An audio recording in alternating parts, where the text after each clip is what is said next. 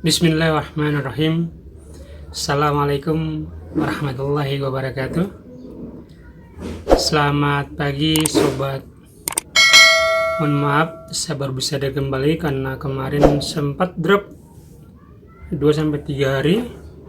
Alhamdulillah sudah agak mendingan, dan saya mohon doanya kepada teman-teman, kepada sobat, agar Allah bisa memberikan kesehatan bagi saya, agar saya bisa terus mengupdate, memberikan informasi terkait dengan bab demi bab dari buku Mukjizat Al-Quran yang tak terbantahkan.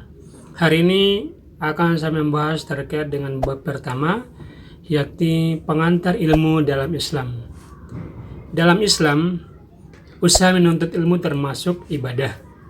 Ibadah dalam artian sebagai bentuk penyerahan diri mutlak hanya kepada Allah Subhanahu wa Ta'ala terhadap semua aturannya, baik yang diperintahkan maupun yang dilarang.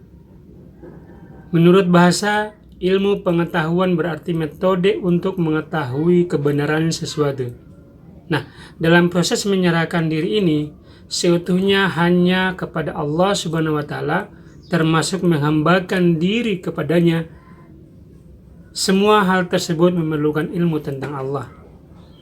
Padahal untuk mengetahui wujudnya, sobat, secara fisik tidaklah mungkin. Mengenai hal tersebut, Allah Subhanahu wa Ta'ala berfirman, La tadrikuhul absara huwa yudrikul absara wa huwal latiful habir.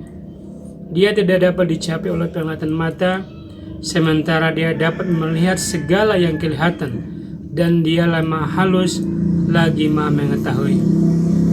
Quran Surat Al-An'am ayat 103. Tidak mungkin ada makhluk yang memiliki kesamaan seperti Allah Subhanahu wa Ta'ala. Allah telah berfirman dengan tegas tentang hal itu, Laisa kamitslihi syai'un wa huwas samiul basir. Tidak ada sesuatu pun yang serupa dengan Dia, dan Dia yang Maha mendengar dan melihat. Quran Surat Asy-Syura ayat ke-11.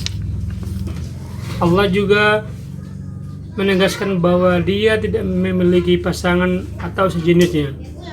Yang terbukti, La syarika lahu wa bidzalika umirtu wa ana awwalul muslimin. Tiada sekutu baginya, dan demikian itulah yang diperintahkan kepadaku, dan aku adalah orang yang pertama-tama menyerahkan diri kepada Allah. Quran Surat Al-An'am ayat 163. Jika demikian, bagaimana mungkin Allah bisa diketahui untuk kemudian disembah dan ditaati oleh seorang hamba? Allah Subhanahu wa Ta'ala telah mengaruniai indera yang sempurna bagi setiap hambanya.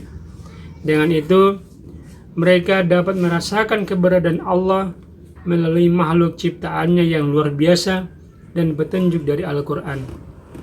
Adapun yang mampu menemukan rahasia penciptaan Allah adalah mereka yang berakal. Al-Quranul Karim telah menggambarkan keberadaan alam semesta ini dan menyeru agar manusia menggunakan pikirannya untuk merenungkan ciptaan Allah. Al-Quran telah menyajikan ilustrasi tentang bumi berikut penciptaannya, juga ilustrasi penciptaan pegunungan yang berdiri kokoh di atas bumi dan lautan yang terbentang. Allah berfirman dalam Al-Quran, Wa alqa fil ardi rawasiya an tamida bikum wa anharan wa subulan la'allakum tahtadun. Dan Dia Allah menancapkan gunung-gunung di bumi supaya bumi itu tidak berguncang bersama kamu, dan Dia menciptakan sungai-sungai dan jalan-jalan agar kamu mendapat petunjuk. Quran Surat An-Nahl ayat 15. Allah Subhanahu wa Ta'ala juga menegaskan, Alam naj'alil arda mihadan wal jibala autadan. Bukankah kami telah menjadikan bumi itu sebagai hamparan dan gunung-gunung sebagai pasak? Quran Surat An-Naba ayat 6-7. Al-Quran menyebutkan tentang laut dan apa saja manfaatnya bagi manusia. Wa huwallazi saharal bahra litakulu minhu lahman tariyan wa tastariju minhu hilyatan talbasunaha wa taral fulka mawahira fi wa litabtagu min fadlihi wa la'allakum tashkurun.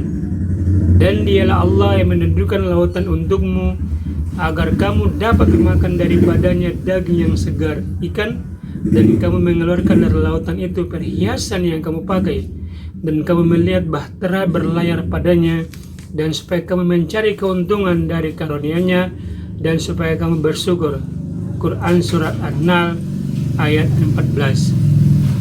Wa ma yastawil bahrayani ajabun furadun sa'igun syarabu wa haza milhun ujazun wa min kulli ta'kuluna lahman tariyan wa tastarjuna hilyatan talbasunaha wa taral fulka fi mawahira litabtagu min fadli wa la'allakum tashkurun.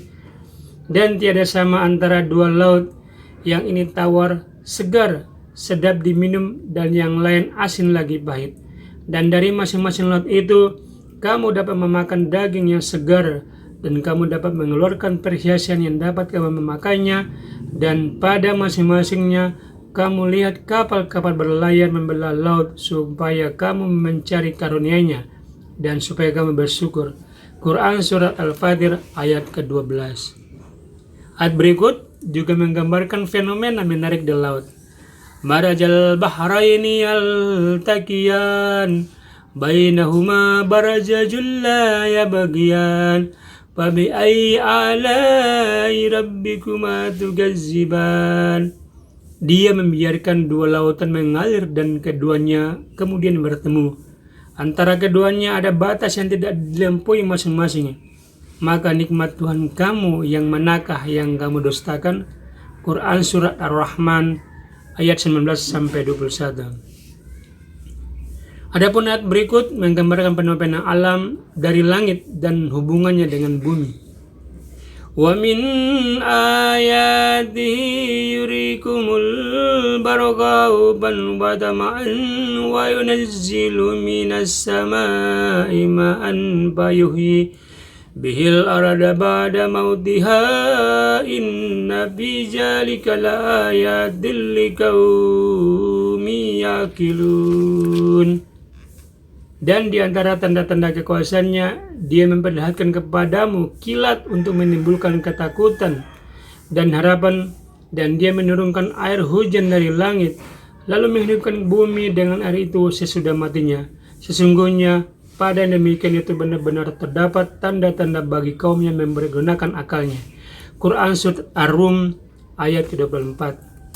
Dan juga ayat berikut, wallazi yurikumul barqa wa tama'an wa yunzi'us sahabat basiqal wa yusabbihur ra'du bihamdihi wal malaikatu min hibadihi wa yursilus sawaika fayusibu biha man syawa man yasha wa hum yujadiluna billahi wa huwas sadidul mihad. Dialah Tuhan yang memperlihatkan kilat kepadamu untuk menimbulkan ketakutan dan harapan, dan Dia mengadakan awan mendung dan guruh itu bertasbih dan memuji Allah. Demikian pula para malaikat karena takut kepadanya, dan Allah melepaskan halilintar lalu menimpakannya kepada siapa yang Dia kehendaki, dan mereka berbantah-bantahan tentang Allah, dan Dialah Tuhan yang maha keras siksanya. Quran Surat Ar-Ra'd ayat 12-13. Demikianlah Allah Subhanahu wa Ta'ala telah membentuk dasar-dasar keilmuan tentang alam.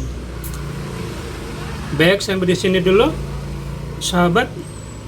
Akan saya lanjutkan kembali masih di bab 1. Sampai jumpa kembali. Assalamualaikum warahmatullahi wabarakatuh.